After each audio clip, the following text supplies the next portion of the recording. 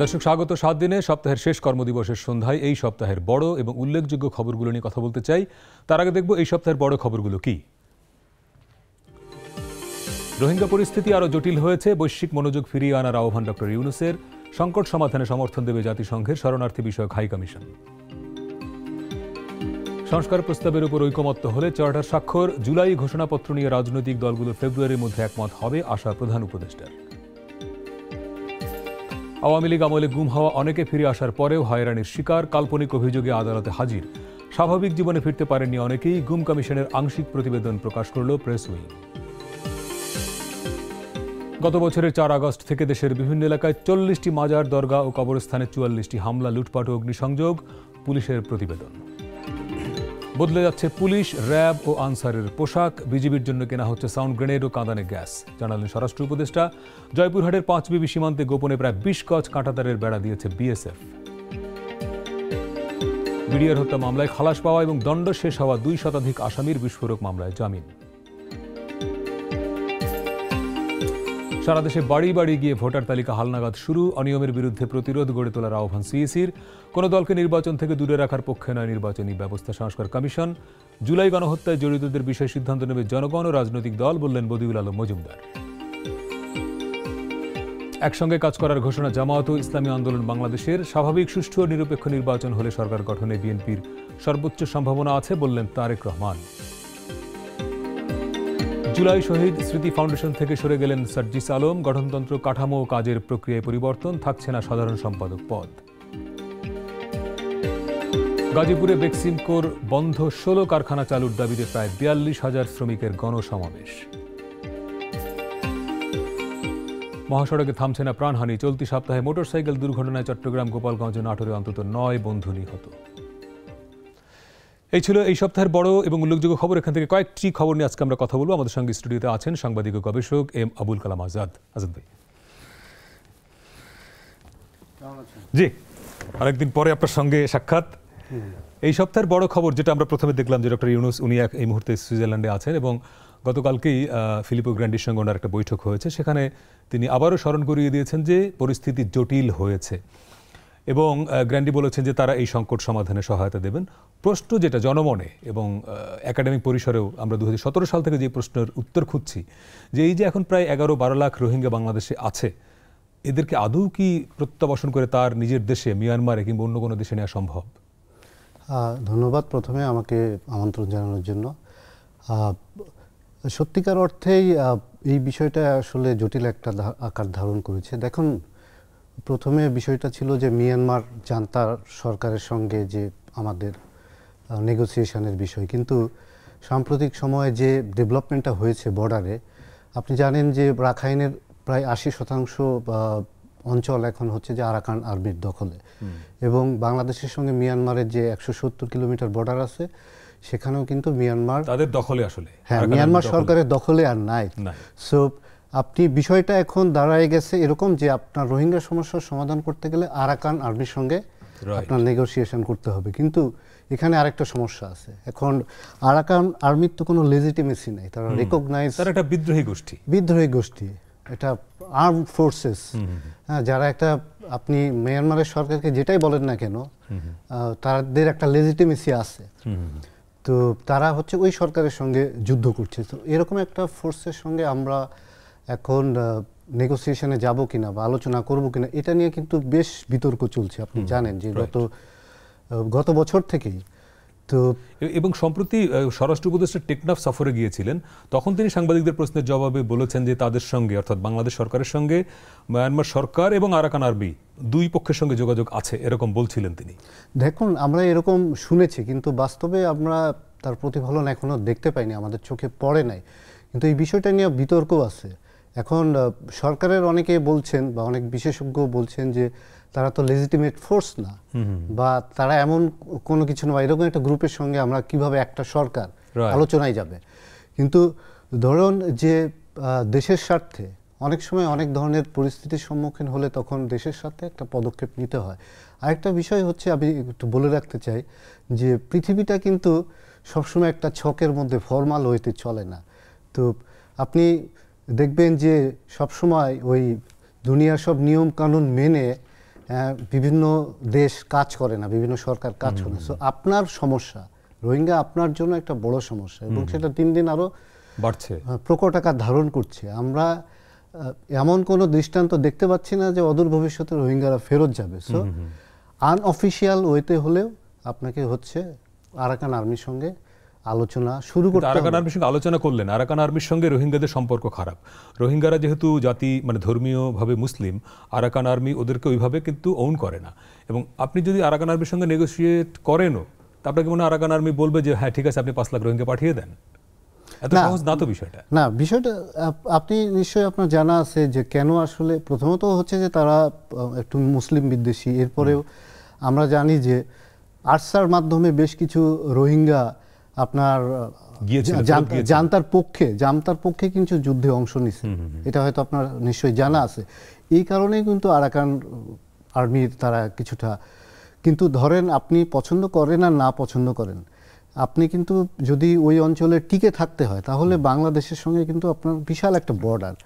So আপনার সঙ্গে কিন্তু আলোচনায় আসতে হবে, একটা আন্ডারস্ট্যান্ডিংয়ের ভিত্তিতে যদি আপনি না চলেন তাহলে কিন্তু আপনি প্রবলেম হবে। কারণ আপনার এই বর্ডার মেইনটেইন, এই বর্ডার দিয়ে বাণিজ্য আছে, এই বর্ডারের নিরাপত্তা আছে। আরাকান আর্মির নিজেরও এখানে ইন্টারেস্ট আছে। যদি তারা রাখাইন পুরোটা দখল করেও না, এবং যদি তাদের যেটা লক্ষ্য একটা আলাদা স্বায়ত্ত শাসন রাখাইন রাজ্যে, আরাকান স্টেট তারা যেটা বলে, ওইটা যদি তারা করতেও পারে তাহলেও বাংলাদেশকে লাগবে। তার বাংলাদেশকে বাদ দিয়ে কিছু করার নাই। আর আরেকটা জিনিস দেখেন যে মিয়ানমারের সঙ্গে কিন্তু 4টা দেশের সীমান্ত আছে, 4টা অথবা 5টা দেশের। তো গত মাসে থাইল্যান্ডে একটা বৈঠক হয়েছে, আপনি নিশ্চয়ই জানেন, আমাদের পররাষ্ট্র উপদেষ্টা গিয়েছিলেন। এইটা মূলত ছিল যে এটা আয়োজন করেছে থাইল্যান্ড সরকার। এটার মূল উদ্দেশ্য ছিল যে মিয়ানমারের সঙ্গে যে দেশগুলোর বর্ডার আছে সেই বর্ডারের যে চোরাচালান, তারপরে হচ্ছে যে আপনার অবৈধ বিভিন্ন ধরনের কর্মকাণ্ড, মানব পাচার, এইসব বিষয়গুলো নিয়ে সবাই খুব উদ্বিগ্ন। তো এটার জন্য বিভিন্ন দেশের প্রতিনিধি গিয়েছিলেন। তো ওইখানে কিন্তু আমাদের পররাষ্ট্র উপদেষ্টাও কিন্তু বলেছেন, দেখো যে রোহিঙ্গা সমস্যা কিন্তু শুধু বাংলাদেশের না, রাইট, হ্যাঁ, ইভেন এটা শুধু মিয়ানমারের সমস্যা, এটা হচ্ছে যে এটা ইন্ডিয়ার সমস্যা, এটা চায়নার সমস্যা, থাইল্যান্ডের সমস্যা। শুধু তাই না, আপনি জানেন যে রোহিঙ্গারা সেই নৌকায় করে সুদূর অস্ট্রেলিয়া পর্যন্ত পৌঁছে গেছে। সো এটা একটা বিশাল জনগোষ্ঠী এবং এর বড় একটা অংশ আবার যুবক। তো এই ইয়াং জেনারেশন কিন্তু বড় হচ্ছে এবং তাদের সংখ্যা বাড়ছে। সো এটা আসলে ইন্টারন্যাশনাল কমিউনিটির একটা পদক্ষেপ নেওয়া উচিত। এখানে অনেকগুলো স্টেক হোল্ডার আছে, এখানে ইন্ডিয়া ম্যাটার করে, চায়না ম্যাটার করে। ইন্ডিয়া চায়না তো অনেক বেশি ম্যাটার করে, কারণ মিয়ানমারে ইন্ডিয়া চায়না দুজনেরই বিরাট বিজনেস আছে। হ্যাঁ, দুজনের বিজনেস আছে এবং দুইজনের ভিতরে এক ধরনের কম্পিটিশনও আছে। আবার আমরা এরকম কোনো কিছু দেখছি না যে এরা দুইজনই আরাকান আর্মির বিরুদ্ধে, সেরকমও আমরা দেখছি না। হ্যাঁ, তো দুই গোষ্ঠীরই মনে হচ্ছে যে আরাকান আর্মির সঙ্গে একটা সম্পর্ক আছে। সো এখানে আসলে বড় বেকায়দায় পড়ে গেছে বাংলাদেশ এবং মিয়ানমার সরকার। না, কিন্তু মিয়ানমার সরকারের নির্যাতন না হলে তো রাখাইন থেকে এই এত লক্ষ লক্ষ মানুষের আসতে হতো না। ফলে এখানে প্রথম আপনি যদি দায়ী করেন তো মিয়ানমার সরকার কি, জান্তা সরকার কি? অবশ্যই। এবং সেই জায়গা থেকে আমরা যেমন ফিলিপো গ্র্যান্ডির সঙ্গে, অবশ্যই আরেকজন বোধ হয় গ্র্যান্ডির সঙ্গে কালকে যে বৈঠক হলো সেখানেও কিন্তু আলোচনা এসছে যে ডক্টর ইউনূস, আপনি খেয়াল করবেন এই শপথ নেওয়ার পরে, মানে প্রধান উপদেষ্টা হওয়ার পর থেকেই কিন্তু একাধিকবার বলেছেন যে এই ইস্যুতে উনি একটা আন্তর্জাতিক সম্মেলন চান, এবং সেটা আয়োজক যে কেউ হতে পারে, বাংলাদেশ হতে মিয়ানমার হতে পারে, যে বাংলাদেশের বাইরে অন্য কোনো দেশে হতে পারে। উনি কিন্তু বিষয়টা বারবার বলছেন, কিন্তু ওনারে বলার পরে ওনার যে ইন্টারন্যাশনালি যে গুরুত্ব বা যে গ্রহণযোগ্যতা, এটাকে কাজে লাগিয়ে আপনার মনে হয় যে এই একটা পজিটিভ দিকে যাবে? এটা ডেফিনেটলি একটা আন্তর্জাতিক সম্মেলন করা সম্ভব। ওনার গ্লোবালি যে একটা পজিশন আছে সেটাকে যদি উনি ব্যবহার করতে পারেন এবং বাংলাদেশের রাষ্ট্র হিসেবে যদি ব্যবহার করতে পারে, তাহলে ডেফিনেটলি এরকম একটা প্ল্যাটফর্মে যদি সবাই আসে, প্রত্যেকটা স্টেক হোল্ডার, ইন্টারন্যাশনাল কমিউনিটি সহ, তাহলে সেখানে একটা আলোচনা হলে সেখান থেকে হয়তো পজিটিভ কোনো কিছু হতে পারে। বাট আমি আবারও বলি যে ধরেন 12 লাখ রোহিঙ্গা এখন বাংলাদেশে আছে এবং গত 2-3 মাসে প্রায় 60,000 থেকে প্রায় 1 লাখ এসেছে, প্রায় 1 লাখ এসেছে এবং কন্টিনিউয়াসলি তারা আসছেই, ফাঁকে ঝুঁকে আসছে। হ্যাঁ, আসছে। এবং আপনি জানেনই বর্ডারে বিভিন্ন ধরনের দুর্নীতির বিষয়ও আছে, পয়সা দিলেই ভিতরে ঢুকতে পারা যাচ্ছে। তো সব মিলিয়ে এখন যেটা হচ্ছে যে একদিকে হচ্ছে রোহিঙ্গারা আসছেই আমাদেরকে তাদেরকে একসেপ্ট করতে হচ্ছে, যদিও প্রথমেই বলা হয়েছিল এই সরকার আসার পরে যে আমরা অনুপ্রবেশ ঘটতে দিব না, কিন্তু ধরেন এখন মানুষ আসলে আপনি আটকাতেও পারবেন না, মানবিক একটা বিষয় এখানে আছে। তো সব মিলিয়ে আমরা আসলে খুব বিপদের মধ্যে আছে এবং এখান থেকে উত্তরণের আসলে কোনো সম্ভাবনা আমি দেখছি না অদূর ভবিষ্যতে। যদি না হয় তাহলে এই যে 12 লাখ ভবিষ্যৎ এটাতে আরো 15 হয় 20 হয়, ধরেন বাড়লই না, এই যে রোহিঙ্গাদের যে জন্ম হার এটা তো অনেক বেশি এবং এক একটা ঘরের মধ্যে 7 জন 8 জন করে লোক থাকে। তো এদের যে জন্মহার, এবং আপনি যে বলছিলেন যে তারা তরুণ, 17 সালের যে কিশোর এসেছে সে তো এখন টকবগে তরুণ, এবং তার তো কোনো কাজের অপশন নাই, তার নানা রকম অপরাধ কাজে যুক্ত হয়ে যাওয়ার সংখ্যা তৈরি হচ্ছে। এই সংখ্যাটা বাড়ছে, ধরেন নতুন করে আর 1 লাখ এলো না, কিন্তু এই যে 12 লাখ থেকে তো 15 লাখ 17 লাখ হয়ে যাবে, এই বিশাল জনগোষ্ঠী বাংলাদেশ কিভাবে এদেরকে ডিল করবে? আপনি সেই ভাষণ জোরে কত লোককে নেবেন? কক্সবাজার তো শেষ, ওই অঞ্চলটা তো শেষ যেখানে এদের জন্য মানে ক্যাম্প বানাতে হয়েছে, তাই না? তাহলে এই বিপুল, এমনিতেই তো আমরা 18 কোটি 20 কোটি লোকের চাপের মধ্যে, তাহলে কি মানে কোনো আশার আলো নাই এখানে? না, আশার আলো আসলে আমি দেখছি না, এবং আমরা বরাবরই বলে আসছি, কিন্তু এখানে স্টেক হোল্ডাররা এত বেশি যে ধরেন এটা শুধু বাংলাদেশের উপর নির্ভর করে না। এখানে আমি যেটা বলছিলাম যে ইন্ডিয়া চায়না একটা বড় স্টেক হোল্ডার এখানে। ইন্ডিয়া চায়না যদি পজিটিভলি এগিয়ে আসে, তারা বিভিন্ন অফিসিয়াল ফোরামে বলে যে আমরা পজিটিভ, আমরা চাই এটা সমাধান। কার্যত কিছু দৃশ্য তো আমরা দেখি নাই, যদিও বিগত আওয়ামী লীগ সরকারের আমলে আমরা দেখেছি যে এই 2 রাষ্ট্রের সঙ্গেই খুব ভালো সম্পর্ক ছিল, এবং সেই সম্পর্কটাকে কাজে লাগিয়েও তারা আসলে এই রোহিঙ্গা সমস্যার সমাধানে কোনো পজিটিভ উদ্যোগ নিতে পারে নাই। কিন্তু এই অন্তর্বর্তীকালীন সরকার সময় হবে বলে আমি আশা করি না। এখন ধরেন আগামীতে ইলেকশন হবে, ইলেকশন হওয়ার পরে যদি রাজনৈতিক কোনো সরকার আসে, তারা যদি একটা উদ্যোগ নেয়, তখন হয়তো আমরা আশা করতে পারি। কিন্তু আসলে সত্যিকার অর্থে যেটা বলতে হয় যে আমাদের কতদিন যে এই বিপুল সংখ্যক এই রোহিঙ্গাদের বোঝা বহন করতে হবে, এটা আসলে আমরা নিজেরাও এখনো বলতে পারছি না। সো এই সমস্যাটা আমাদেরকে একটা দ্বিতীয় বিকল্প অনেকে বলেছেন বিভিন্ন সময়ে, একটা ছোট উদ্যোগও ছিল যে মিয়ানমারে যেহেতু এদেরকে ফিরিয়ে নেওয়া অসম্ভব, এখন অ্যাপারেন্টলি অসম্ভব, বাংলাদেশে রাখাটাও অসম্ভব, তাহলে তৃতীয় কোনো দেশে এক বেকাধিক, যাদের যেসব দেশে ধরেন অনেক জায়গা জমি, কানাডা, অস্ট্রেলিয়া, ইউএসএ, তাই না, এরকম বড় বড় দেশ যাদের বিপুল জমি আছে, যেখানে চাইলে তারা ভাগ ভাগ করে যদি নিয়ে যায় 5 লাখ 2 লাখ 3 লাখ করে, তাহলেও তো হয়। এরকম একটা আলোচনা ছিল কিন্তু। হ্যাঁ, এরকম আলোচনা 2022 সাল থেকে আমি দেখেছি। এবং আপনি একটা দেশের কথা বলেছেন, এবং ইউরোপের কান্ট্রিগুলোর কথাও এখানে বলা যায়, তাদেরও কিন্তু একটা উদ্যোগ ছিল। আমেরিকা অল্প কিছু নিয়েছেও, খুবই সামান্য নিয়েছে, কিন্তু এটা একটা একমাত্র আমাদের কাছে পজিটিভ উদ্যোগ ছিল, যেটা ভায়াবল মনে হয়েছে আমাদের কাছে, মনে হয়েছে সবার কাছে মনে হয়েছে। সবাই ভাগ ভাগ করে নিলে 12 লাখ লোক অনেক বেশি না, খুবই কম। ধরেন কানাডা, অস্ট্রেলিয়ার মতো যে জায়গা, এবং ইউরোপের কিছু কিছু রাষ্ট্র আছে, ধরেন এটা একটা ফিনল্যান্ড, তারপর সুইডেন, নরওয়ে, বিশাল হাজার হাজার মাইল মানে ফাঁকা পড়ে আছে। সো তারা কিন্তু চাইলে এই উদ্যোগটা নিতে পারে। সো বাংলাদেশের কথা যদি ভাবে যে এটা একটা ছোট দেশ, তারপরে খুবই ঘনবসতিপূর্ণ, এর মধ্যে আরো 12 লাখ 13 লাখ এসে গেছে, আরো যদি আসে এটা তো বাড়বে এবং বাড়বে। সো এটা ভবিষ্যতে একটা মানে জনসংখ্যার বিস্ফোরণ হবে, এবং সেই সমস্যাটা শুধু বাংলাদেশের জন্য না, আসলে অনেকের জন্য সমস্যা তৈরি করবে। সে তো সেই দিকটা বিবেচনা করে হলে আসলে বিশ্ব কমিউনিটির উচিত হচ্ছে এই পদ্ধতিতে যাওয়া। হ্যাঁ, এই পদ্ধতিতে যাওয়া, এটা একমাত্র ভায়াবল পদ্ধতি আপাতত মনে হচ্ছে। একটা বিরতির সময় হলো দর্শক, 7 দিনে একটা ছোট্ট বিরতির সময় হলো, ফিরছি একটু পরেই, সঙ্গে থাকবেন।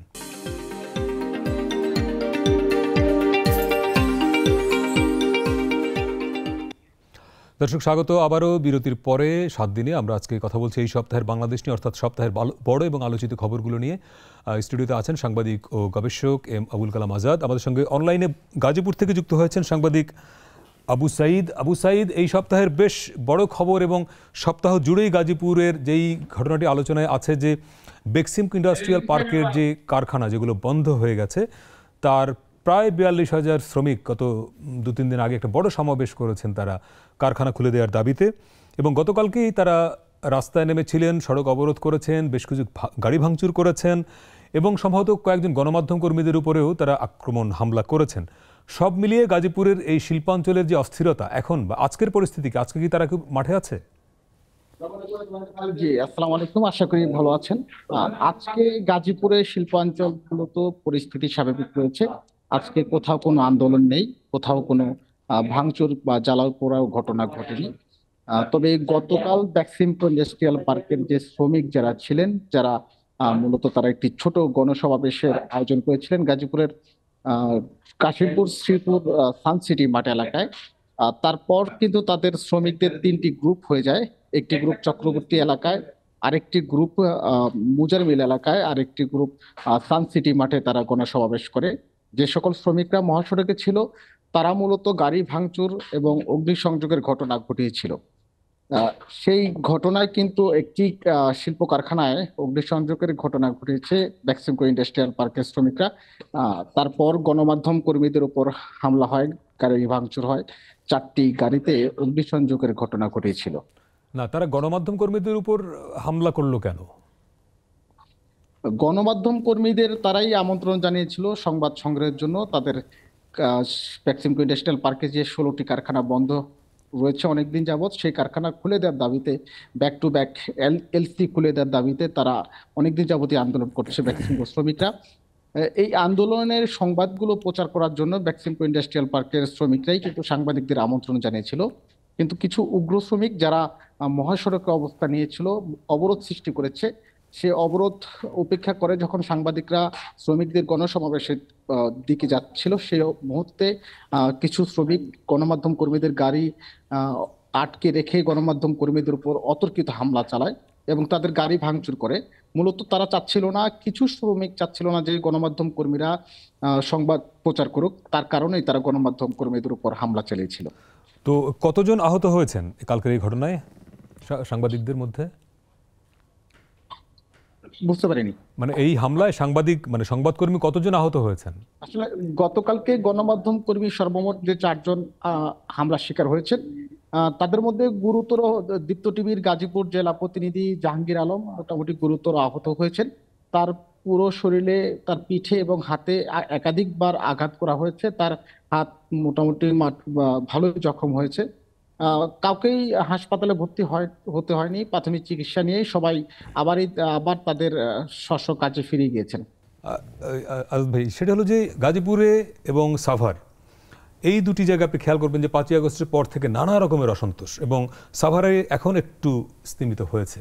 তার মানে এই যে একটা আনরেস্ট হয়ে যাচ্ছে, একদিকে আমরা বলছি রাষ্ট্র সংস্কার পরিবর্তন, আর একদিকে এই যে হাজার হাজার শ্রমিক বেকার তারা রাস্তায় নেমে আসছে।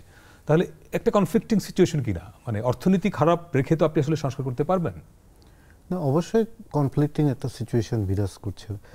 আমরা দেখেন এই সরকারের অনেক কিছুর মধ্যে আমরা একটা মানে সমন্বয়ের অভাব দেখতে পাই। আপনি বলছেন এক, আসলে বাস্তবে ঘটছে ভিন্ন রকমের। তো এক্ষেত্রে এরকম ঘটনাই ঘটেছে।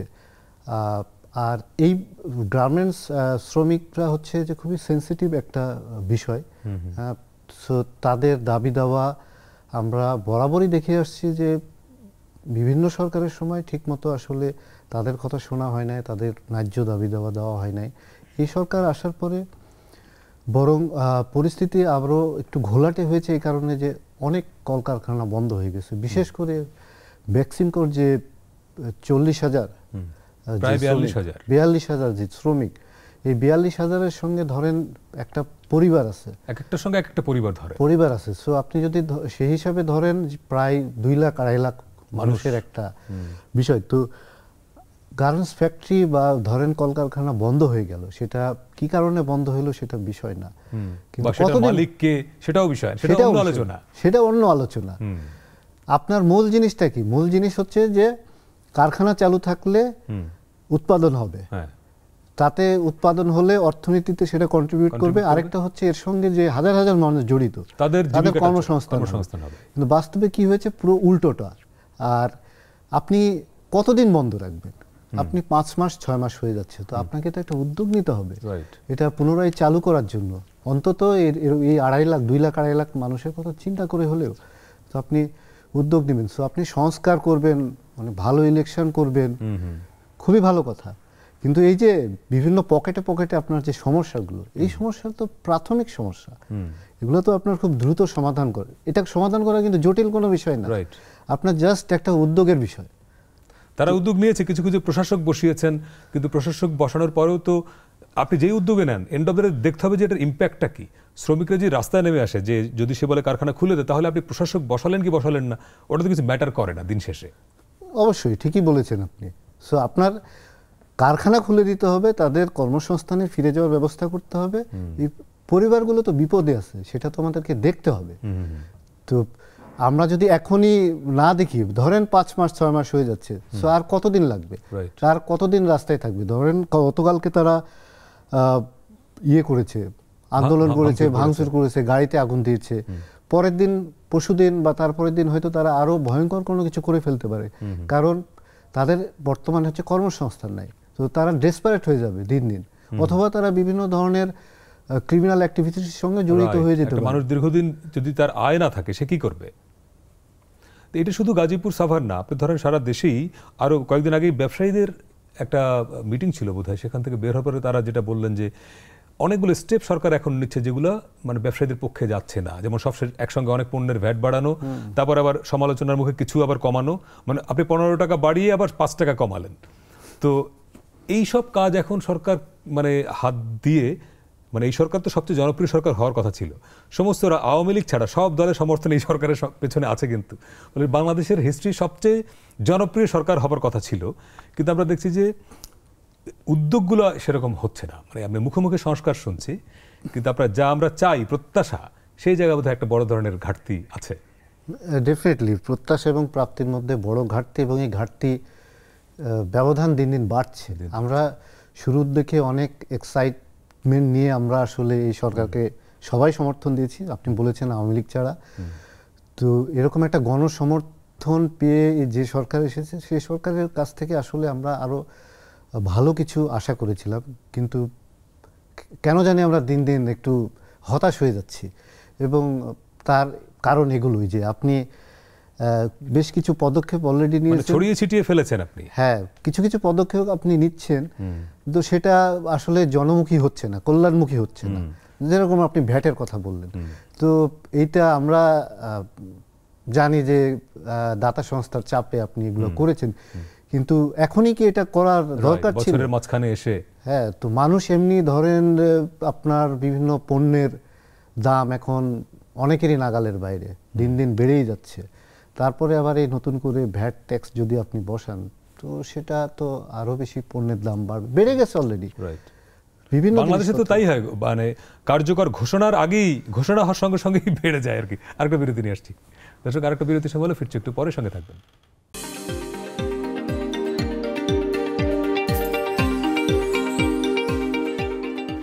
দর্শক, বিরতির পরে আবারও স্বাগত। 7 দিনে সপ্তাহের আলোচিত এবং উল্লেখযোগ্য খবরগুলো নিয়ে কথা বলছি। আমাদের সঙ্গে স্টুডিওতে আছেন সাংবাদিক ও গবেষক এম আবুল কালাম আজাদ। শেরপুর থেকে যুক্ত হয়েছেন সাংবাদিক ইমরান হাসান রাব্বি। ইমরান, এই সপ্তাহের মানে আজকের দিনের একটা বড় খবর হচ্ছে এবছরের মাধ্যমিক স্কুলের প্রায় 10,000 বই জব্দ করা হয়েছে। এটি পাচার হচ্ছিল, এরকম সংবাদ আমরা দেখলাম গণমাধ্যমে। আসলে খবরটা কি? ধন্যবাদ। আসলে আমাদের শেরপুরের প্রেক্ষাপটে আজকের এই ঘটনাটা বেশ আলোচিত।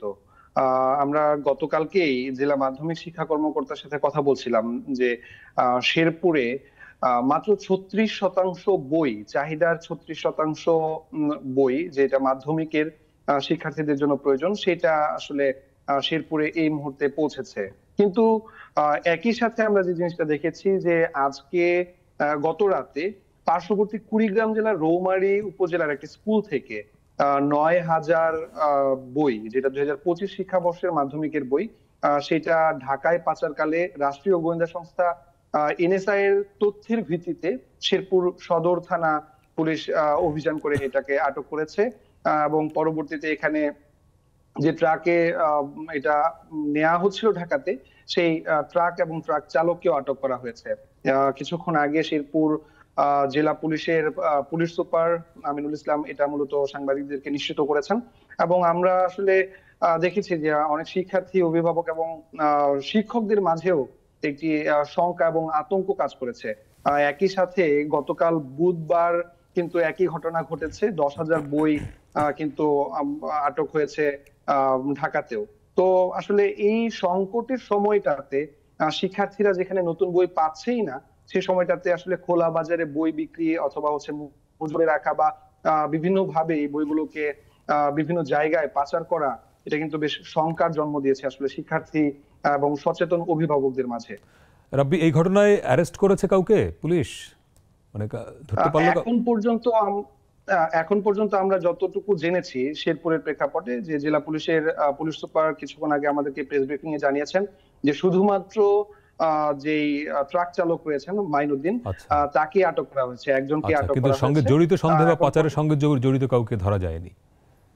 না, জেলা পুলিশ সুপার এটা আমাদেরকে জানিয়েছেন যে আসলে তার কাছে জিজ্ঞাসাবাদ চলছে এবং জিজ্ঞাসাবাদের পরে হয়তো এটার হোতা বা এর পেছনে কারা জড়িত তাদেরকে হয়তো জানা যাবে বা তাদেরকে হয়তো ধরা যাবে। জি রাব্বি, আপনার কাছে আসবো একটু পরে। আজাদ ভাই, যখন আমরা শিক্ষার্থীরা মানে নতুন বই দিতে পারা গেল না বছরের প্রথম দিন, বিগত বছরগুলো তাই অন্তত কিছু ব্যতিক্রম ছাড়া বছরের প্রথম দিনে বাচ্চারা কিন্তু বই পেয়েছে, একটা উৎসব হতো। এবছর বলা হলো যে উৎসব হবে না, ঠিক আছে কিছু পয়সা বাঁচানো যদি যায় এটা অন্য দিন, কিন্তু বইটা তো পৌঁছাতে হবে, জানুয়ারি প্রায় শেষ। তো যখন বই পাচ্ছে না বাচ্চারা, তখন বই পাচার হচ্ছে, নীলক্ষেতে ওপেন বই বিক্রি হচ্ছে, এরকম সংবাদও আমরা দেখলাম। মানে এগুলোর মেসেজ কি বুঝবো আমরা এদিকে আসলে? মানে আপনার যে সার্বিক পরিস্থিতির উপরে নিয়ন্ত্রণ প্রতিষ্ঠিত না হলে যেটা হয়, যে আপনি শুধু বই বিতরণ কেন, অন্যান্য অনেক ক্ষেত্রেও আপনি এরকম দেখবেন।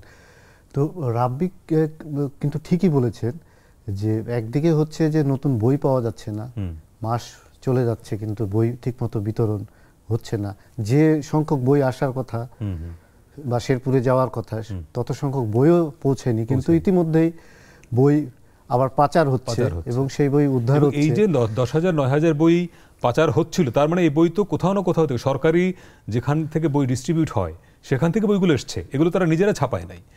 তার মানে সিস্টেম থেকে তারা বইটা বের করে পাচার করছে বিক্রির জন্য ওপেনে। হ্যাঁ, রাব্বির কথা বলার সময় আমার একটা প্রশ্ন মাথায় আসছিল যে এই বইগুলো আসলে কুড়িগ্রামে কিভাবে পৌঁছালো? আচ্ছা, রাইট। হ্যাঁ, কুড়িগ্রাম থেকে ঢাকায় আসছিল। কুড়িগ্রাম থেকে কুড়িগ্রামে যেতে হয়েছে ঢাকা থেকে নিশ্চয়ই। হ্যাঁ, তো ঢাকা থেকে কুড়িগ্রামে পাচার করলো কে? নাকি এটা ধরেন উত্তরবঙ্গের কোনো একটা জেলার বই, আচ্ছা কোন স্কুলের বই, কোনো স্কুলের বই হয়তো পাঠানো হয়েছে, ওইখান থেকে বইগুলো স্কুলে না যেয়ে সেই বইগুলো হয়তো পাচারকারীদের হাতে চলে গেছে এবং সেখান থেকে তারা আবার ঢাকায় এনে সেই বইগুলো হয়তো বাংলা বাজার বা নীলক্ষেতে বিক্রির জন্য। খুব ভালো পয়েন্ট। আচ্ছা রাব্বি, এইটাতে আপনাদের সাংবাদিক জন্য একটা ভালো ইনভেস্টিগেশন হতে পারে যে আসলে বইগুলো কোথায়, এগুলো কি ঢাকার প্রেস থেকে কুড়িগ্রাম এসছে নাকি স্কুলগুলোর বই? অর্থাৎ এটা কিন্তু একটা গভীর অনুসন্ধান হতে পারে। আসলে আমরা এই বিষয়টা নিয়ে অনুসন্ধান করার সুযোগ পেলে হয়তো আমরা এটা কাজ করতে পারবো। আসলে কুড়িগ্রাম জেলাটা হচ্ছে শেরপুর জেলা বা জামালপুর জেলা পেরিয়ে যেতে হয় কুড়িগ্রামে। কুড়িগ্রামের সাংবাদিকদের জন্য এটা একটা ইনভেস্টিগেশন হবে। রাইট। হ্যাঁ, বইগুলো কিভাবে পৌঁছালো এই বিষয়টা আসলে একটি প্রশ্নের উদ্রেক করে আমাদের মাঝে। কিন্তু 9,000 পাঠ্য বই, অষ্টম থেকে দশম শ্রেণী পর্যন্ত 9,000 নতুন পাঠ্য বই আসলে একটা স্কুলের হওয়ার কথা। একটা স্কুলের না, নিশ্চয়ই জেলার, কোন জেলার হতে পারে, এক জেলার হয়তো, পুরো একটা জেলার। আমরা গতকালকে আমাদের শেরপুর জেলার যিনি জেলা মাধ্যমিক শিক্ষা কর্মকর্তা রয়েছেন মোহাম্মদ রেজওয়ান, আমরা তার সাথে কথা বলেছি। তিনি আমাদেরকে বলেছেন মাত্র 36% বই শেরপুরে পৌঁছেছে, অথচ তার পার্শ্ববর্তী জেলা কুড়িগ্রামে এই বই এত বই কি করে গেল? তার মানে আজাদ ভাই এটা কিন্তু এমনও না সম্ভবত যে কুড়িগ্রাম জেলার বই হয়তো তাও না। এটা আপনি যেটা খুব রাইটলি পয়েন্ট আউট করলেন যে আসলে এই বিপুল পরিমাণ বই ওইখানে কুড়িগ্রামে কি করে গেল।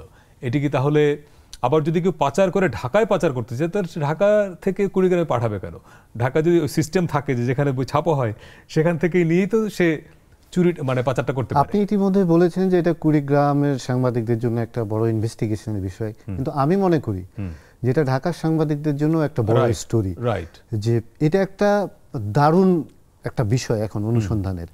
হ্যাঁ, তো এটা যে আগে অনুসন্ধান করে বের করতে পারবে তার জন্য কিন্তু একটা স্কুপ। খুবই খুবই, কারণ বই বিষয়টা এখন ধরেন অনেক সেন্সিটিভ হয়ে গেছে। হ্যাঁ, বই পাচ্ছে না, বই পাচার হচ্ছে, খোলা বাজারে বিক্রি হচ্ছে, সব মিলিয়ে এতগুলো বই কুড়িগ্রামে কিভাবে গেল এবং কুড়িগ্রাম থেকে এটা নিশ্চয়ই কোনো একটা চক্রের তা তো বটেই, এটা কোনো একজন ইন্ডিভিজুয়াল একজন দুজন লোকের কাজ না। এবং এর সঙ্গে আপনি যারা বই ছাপায় প্রেসের লোক এবং এর সঙ্গে আরো অন্যান্য যারা জড়িত বিরাট সিন্ডিকেট, তো নিশ্চয়ই এদের একটা ইনভলভমেন্ট আছে। এছাড়া তো আপনি তো ওই বই আসলে পাচার করতে পারবো না, তাই না? তো এটা আমার ধারণা একজন সাংবাদিক হিসাবে যেটার সঙ্গে একটা চক্র জড়িত, যারা প্রথমে এখান থেকে বইগুলো নিয়ে গেছে, তারপরে ওখান থেকে কিন্তু আমার কথা হচ্ছে যে যদি ঢাকায় নিয়ে আসে কুড়িগ্রামে নিল কেন? রাইট। সো আমরা যেটা অনেকগুলো প্রশ্ন ধরে আসলে ইনভেস্টিগেশনটা করতে হবে। এবং আপনি খেয়াল করবেন যে এই ইস্যুতে, বই ইস্যুতে যিনি শিক্ষা উপদেষ্টা, সাংবাদিকের বিভিন্ন প্রশ্ন তাকে করেছেন, কিন্তু তিনি খুবই সজ্জন মানুষ, ভালো মানুষ, সর্বজন শ্রদ্ধেয় একজন মানুষ। এবং আমরা অনেক সময় দুঃখ করে বলি যে হয়তো ভুল জায়গায় তিনি বসেছেন, কারণ এত ক্রিটিক্যাল একটা জায়গা। উনি কিন্তু পরিষ্কার করে বলতে পারছেন না যে বইটা আসলে কোন তারিখে মানুষ পাবে। আমার সন্তানও এখনো বই পায় না, ক্লাস 4-এ উঠলো, অথচ বই কবে পাওয়া যাবে এটা নিয়ে প্রেস উইং থেকে সংবাদ সম্মেলন করা হয়, বলা হয়, কিন্তু শিক্ষা উপদেষ্টা পরিষ্কার করে বলতে পারছেন না যে আসলে স্পেসিফিক অত তারিখে শিক্ষার্থীরা বই পাবে। ফলে এটাও একটা মানে ওই যে আপনি বলছিলেন যে সমন্বয়ের একটা অভাব সব জায়গায়। হ্যাঁ, সব ক্ষেত্রে সমন্বয়ের একটা অভাব আছে এবং এটা আমার ধারণা যে দিন দিন আরো প্রকট আকার ধারণ করছে, এই জন্য বিভিন্ন ধরনের সমস্যা তৈরি হচ্ছে। কিন্তু বইয়ের বিষয়টা আপনি প্রথমে যেটা বলেছেন যে আমরা ঠিক আছে উৎসব না করি, কিন্তু টাইমলি তো বইটা দিতে হবে। আপনি 1 তারিখে না দিতে পারেন, আপনি 7 তারিখের মধ্যে দেন, 15 তারিখের মধ্যে দেন, জানুয়ারি শেষ হয়ে যাচ্ছে। এখন পর্যন্ত আসলে কত % বই বিতরণ করা সম্ভব হয়েছে? একটা সাধারণ হিসাব পেলাম, রাব্বির জেলাকে যদি আমরা কেস স্টাডি ধরি, শেরপুরকে 36%, তো অন্যান্য জেলায় হয়তো 36-40 এর বেশি নিশ্চয়ই, ধরেন 50% হয়েছে, ম্যাক্সিমাম 50%। তো এখনো 50% বাকি আছে। এবং আপনি দিতে পারলেন না, ছাপাতে দেরি হলো, এটি একটা দিক। কিন্তু আপনি বই বলছেন নাই, ছাপা হয় নাই, কিন্তু এর মধ্যে আমরা শুনি যে নীলক্ষেতে বিক্রি হচ্ছে, বই পাচার হচ্ছে। তার মানে প্রবলেমটা শুধু একটা জায়গায় না, প্রবলেমটা অনেক অনেক অনেক বিস্তৃত একটা প্রবলেম। রাব্বি, অনেক ধন্যবাদ আপনাকে যুক্ত হওয়ার জন্য। দর্শক, আরেকটা বিরতির সময় হলো, ফিরছে একটু পরেই, সঙ্গে থাকবেন।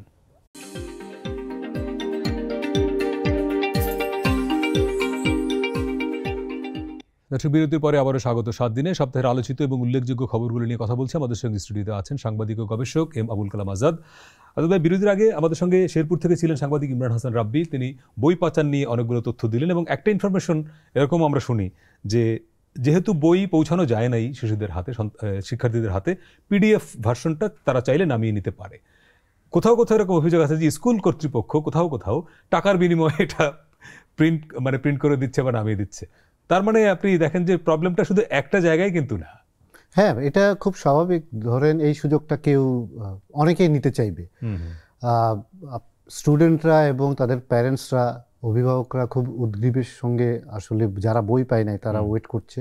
তো যখন পিডিএফ এর কথা বলা হলো, তখন সেটা স্কুলে স্কুলে সেই পিডিএফটা দেওয়া হয়েছে। এখন স্কুলের দায়িত্ব ছিল, স্কুলে এখন সবকিছু কিন্তু ডিজিটালি হয়।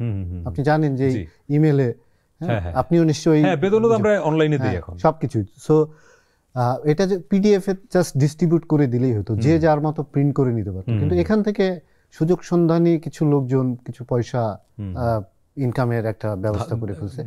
এটা এই দেশে খুবই এক্সপেক্টেড একটা বিষয়। হ্যাঁ, সবাই সুযোগটা নিবে। আপনার প্রয়োজন আছে, আপনি ডেসপারেট, সো এই সুযোগটা কাজে লাগিয়ে আপনার কাছ থেকে টাকাটা আদায় করবে।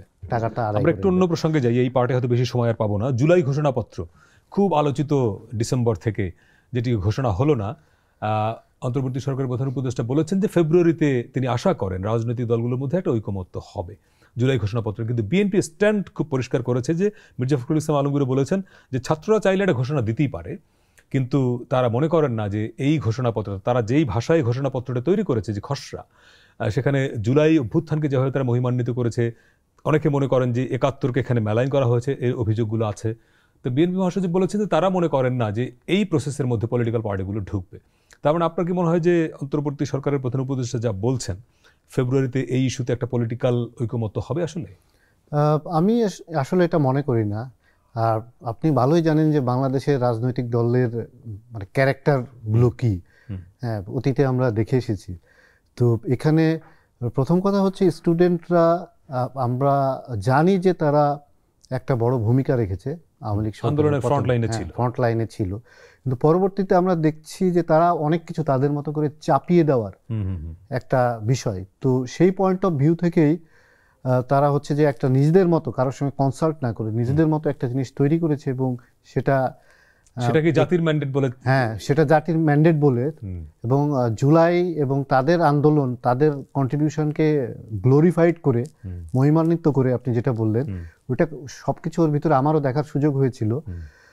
তাছাড়া 1971-এর মুক্তিযুদ্ধকে মেলায়ন করা, কনস্টিটিউশনকে তো তারা কবর দিতেই চায়, তো সবকিছু মিলিয়ে তারা নিজেদের মতো করে একটা জিনিস চাপিয়ে দিতে চায়। আমার কাছে মনে হচ্ছে যে একটা অন্তর্বর্তীকালীন সরকার আছে, কিন্তু পাশাপাশি মনে হচ্ছে যে তারা আরেকটা সরকার অল্টারনেটিভ একটা সরকার তারা কাজ করছে। একটা হচ্ছে বৈষম্য বিরোধী ছাত্র আন্দোলন, আরেকটা হচ্ছে জাতীয় নাগরিক কমিটি। তারা একসঙ্গে কাজ করে, আবার বৈষম্য বিরোধীর মধ্যে কয়েকদিন মারামারিও হলো। তো যাই হোক, মানে কনফ্লিক্ট অফ ইন্টারেস্ট নিজেদের মধ্যেই তৈরি শুরু হয়েছে আর কি। হ্যাঁ, তো ওরা যেটা চাচ্ছে আসলে বিএনপির মহাসচিব যেটা বলেছেন যে ওরা একটা ঘোষণা দিতে পারে, সেখানে হয়তো রাজনৈতিক দলের কোনো স্টেক নাও থাকতে পারে, ওরা ওদের মধ্যে একটা ঘোষণা দিল। হ্যাঁ, কিন্তু এখানে যদি রাজনৈতিক দলকে ইনভলভ করতে হয় এবং তাদের সম্মতি দরকার হয়, তাহলে কিন্তু তাদের মতো করে জিনিসটা বানাইতে হবে। তারা যে ড্রাফট দিচ্ছে, টেক্সট কি হবে, হ্যাঁ তারা যেভাবে ড্রাফটটা তৈরি করছে, এই ড্রাফটে কখনোই আমার মনে হয় না যে বিএনপি এগ্রি করবে। দুই হচ্ছে সিপিবি সহ আরো 4-5টা দল অলরেডি আলোচনায় অংশ নেয়, এলডিপি, লেবার পার্টি, সিপিবি। আর আপনি কি মনে করেন বিএনপি আর জামাত কোনো বিষয়ে একমত হবে? আপনাকে মনে হয় যে এই যে জুলাই ঘোষণাপত্র যে ড্রাফট আছে, জামাত এগ্রি করবে? জামাত হয়তো এগ্রি করতে পারে, আচ্ছা আমার কাছে মনে হয়েছে, কারণ অনেক কিছুই এর ভিতরে আছে যেগুলো ধরেন 71, মুজিবিস্ট থিওরিটাকে বাতিল করে দেওয়া, কনস্টিটিউশন বাতিল অথবা পরিবর্তন করা, পুনর্লিখন করা, এগুলোর অনেক কিছুর সঙ্গে হয়তো জামাতের একটা বোঝাপড়া আছে। কিন্তু বিএনপি আপনি যেটা বললেন, এটা অথবা বাম সংগঠনগুলো, এখন তো আওয়ামী লীগ নাই, তো এর ভিতরে আওয়ামী লীগ থাকার সম্ভাবনাও নাই, বাকি সবাই আছে।